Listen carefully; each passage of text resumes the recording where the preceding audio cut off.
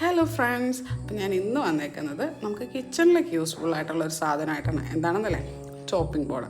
നല്ല അടിപൊളി സ്റ്റീലിൻ്റെ ഒരു ചോപ്പിംഗ് ബോർഡാണ് ഞാൻ വാങ്ങിയിരിക്കുന്നത്. അപ്പോൾ നമ്മൾ ഈ വുഡിൻ്റെ ഒക്കെ യൂസ് ചെയ്ത് അതിലൊക്കെ കറുപ്പ് വീഴാൻ തുടങ്ങി. അപ്പം ഞാൻ വിചാരിച്ചു അതിനെക്കാട്ടിലും നല്ലത് സ്റ്റീലാണ്. അപ്പോൾ നമുക്ക് മെയിൻറ്റെയിൻ ചെയ്യാനും വളരെ യൂസ്ഫുള്ളാണ്, ഭയങ്കര ഈസിയാണ്.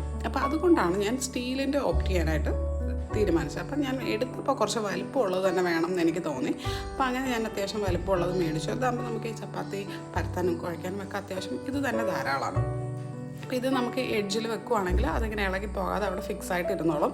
36x25 ആണ് എൻ്റെ സെൻറ്റിമീറ്റേഴ്സ് വരുന്നത്. ഞാൻ വാങ്ങിയത് 400 രൂപയാണ്, അതായത് 399 ആണ് എൻ്റെ പ്രൈസ്. ഇതിൻ്റെ ഹൈ റേഞ്ചിലുള്ളത്. അപ്പോൾ ഞാൻ നോക്കിയപ്പോൾ 399 ഇത് നല്ലൊരു ഡീലാണ്.